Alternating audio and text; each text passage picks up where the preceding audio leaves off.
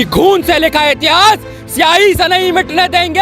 अरे खून से लिखा इतिहास स्याही से नहीं मिटने देंगे। बेचे होंगे मोदी तूने रेल और जहाज, पर ये किसान अपने खेत नहीं बिकने देंगे, अपने खेत नहीं बिकने देंगे।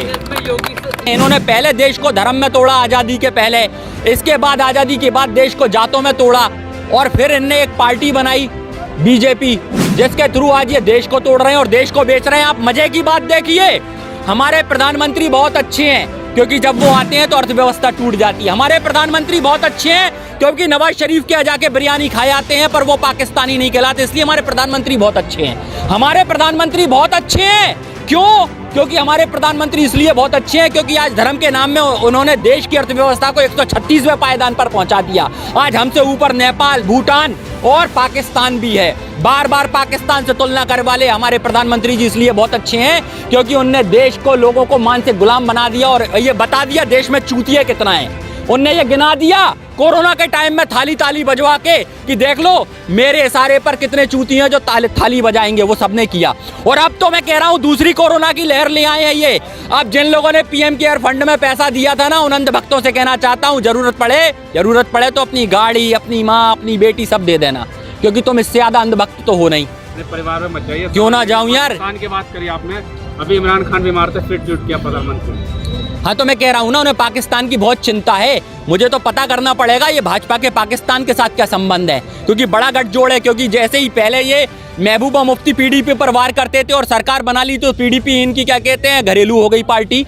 ये तो खुद क्या कहते हैं वो लोग हैं यार जो देश को बेचते चले आ रहे हैं, भाजपाई लोग। इसलिए मैंने कहा ये व्यापार जनता पार्टी है, भारतीय जुमला पार्टी है। और ऐसी पार्टी के लिए अगर आप वोट देते हैं तो आप देश को बर्बाद करते हैं। पिछले 112 और 14 दिनों से आप देख लीजिए, देश की हुकूमत नहीं मान रही है, देश की हुकूमत इस आंदोलन की तरफ नहीं देख रही है, लेकिन हर हुकूमत ने आंदोलनों की तरफ देखने का रुख किया है।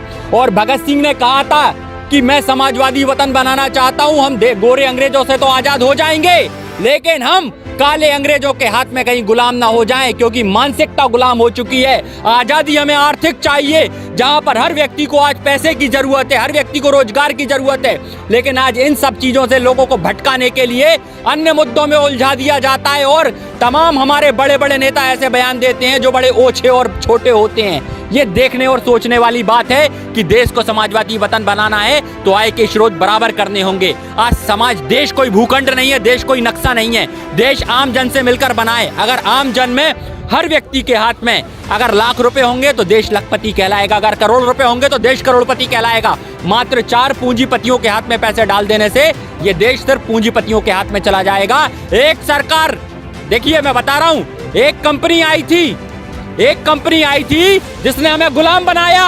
फिर इसके बाद एक सरकार आई जिसने सारी सरकारी एजेंसियों को बेचकर कंपनी बना दिया। मतलब आज हम जिस जगह से चले थे आज फिर वहीं आकर खड़े हो गए, हम फिर कंपनी के अधीनस्थ आकर खड़े हो गए हैं। और आने वाला दौर फिर गुलामी का दौर आने वाला है। जिस संगठन से ये सुदर्शन न्यूज वाले आते हैं ना, वो आरएसएस संगठन है, राज्य सुरक्षा समिति, हाफनेकर वालों का, जिन्होंने अंग्रेजों की चाटुकारिता कर और क्रांतिकारियों की मुखबिरी दी थी। इन्हीं ने ही क्रांतिकारियों को मरवाया था और इन्हीं ने इसलिए ये आज तक उन्हें शहीद का दर्जा नहीं दिला पाए, इसीलिए ये ऐसी नाकारा बातें करते हैं। भाई ये आज देश की युवाओं को सोचना होगा, उन्हें इन नेताओं के ऊपर चलना है या आज क्रांतिकारियों के आदर्शों पे चलना है, क्योंकि क्रांतिकारी इस देश के सच्चे देशभक्त थे। और जो ऐसी बात करता है ना नालायक सुदर्शन वाला, उसको खुद नहीं पता हिंदू का पूरा मतलब क्या होता है।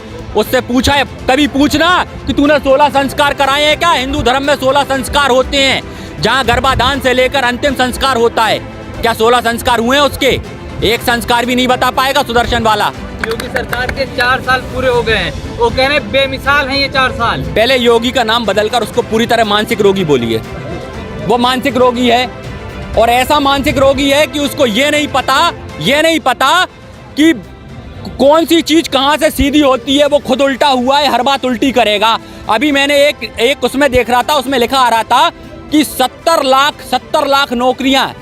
एक मेरे पास पोस्ट डली है न्यूज़ फर्स्ट पोस्ट पे, न्यूज़ फर्स्ट इंडिया चैनल है, उस पर डली है 70 लाख नौकरियां योगी सरकार में प्रतिदिन मिल रही हैं। अब ये बताइए कैसा जुमला है? अब बेमिसाल तो होंगे ही भाई ऐसे लोग। जो कुछ भी बोलते हैं, हवा में बातें करते हैं, जिसमें धरातल पर कुछ होता नहीं है। मोदी जी का भी एक वायरल सच आया, जहां पर एक महिला के साथ फोटो छपाता और लिखा था इतने लोगों को मिले, 2 करोड़ लोगों को मिले मकान। जब उस महिला के घर गए तो वो किराए के मकान में रहती थी। तो ऐसे जुमले हैं, ऐसे महिला के घर जब उनकी क्या कहते हैं पूरा उसका चिट्ठा खोला गया, तो उस महिला तो बेचारी किराए के घर में रह रही थी। वो कह रही थी हमें तो पता ही नहीं, हम इतने वायरल हो गए, इतने पसंद किए गए, लेकिन हमें घर तो मिले ही नहीं। मोदी जी के संग फोटो कैसे छप गया? नहीं, ये तो अभी जाकर जिस CNRC का विरोध कर रहे थे असम में, जाके उसी के नाम पर वोट मांग रहे हैं। लागू करने की बात की। हाँ, यहाँ करेंगे, पर वहाँ तो तमिलनाडु में से हटाएंगे।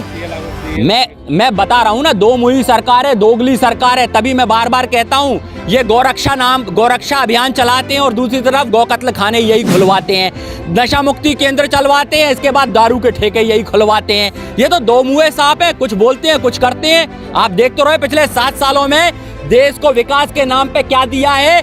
देशद्रोही, जिहादी, हिंदू, मुस्लिम, दलित, सवर्ण, क्या मिला देश को? ना शिक्षा मिली, ना स्वास्थ्य मिला, और ना ही संरक्षण मिला, और ना ही रोजगार मिला। आज पूरे देश को बेच दिया, पूरे देश को बेच दिया।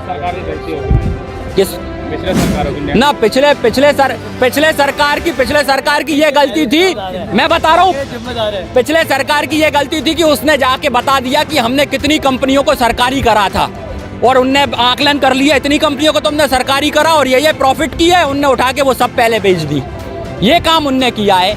67 सालों में जिसने बनाया उसको इनने सब बेच डाला। बैंक को बनाई। देखिए, किसी की मूर्ति बना देने से विचारधारा बड़ी नहीं हो जाती। सरदार वल्लभ भाई पटेल की आपने मूर्ति तो ऊंची बना दी, पर उसकी विचार नहीं ले पाया। विचार था राष्ट्रीयकरण करना। ग्राउंड था नेशनल, अपना नाम रख दिया। शायद अगर दूर तक ये बात पहुंचे तो पहुंचाना, ये गाली है। अगर मोदी को उसका बाप घर से नहीं निकालता तो मोदी अपने बाप का नाम बदल कर भी नरेंद्र मोदी रख देता। इसका मतलब समझ लीजिए माँ पे कैसा इफेक्ट जाता। सही बात। नितिन गडकरी ने कहा कि ये आंदोलन से 8 से 14 करोड़ का नुकसान हुआ है राजस्व का, और इन लोगों को जो पेंशन मिल रही है, इन लोगों को जो आवास मिल रहा है, जो सब्सिडी मिल रही है, उससे तो देश को क्या कहते हैं, पर दिन का क्या कहते हैं, 600 करोड़ रुपए का नुकसान हो रहा है। ये कब देंगे वापस अपने पैसे?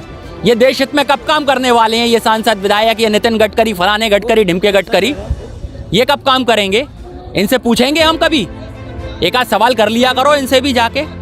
योगी आदित्यनाथ ने कहा कि जो अपराधी थे सब जेल में है और वहाँ पर जो अपराधी बाहर होते हैं उसको काउंटर हो जाता है। हाँ, तो वो मैं तभी तो कह रहा हूँ, ढोंगी आदित्यनाथ है, जिसके प्रदेश में जातवाद की बू आ रही है, जिसके प्रदेश में आज महिलाओं की असमत लुटती जा रही है, जिसके प्रदेश में आज पाखंड मचा हुआ है, जिसके प्रदेश में आज रोजगार के नाम पर सिर्फ और बाबा जी का ठुल्लू दिखाया जा रहा है। अरे क्यों ढोंगी की बातें करते हो, पाखंडियों की बातें करते हो? ये तो भगवा के नाम पर देश को लूटने आए। 3 बार देश को भगवा के नाम पर लूटा है। पहली बार लूटा था जब राम राज्य चल रहा था, रावण ने लूटा था।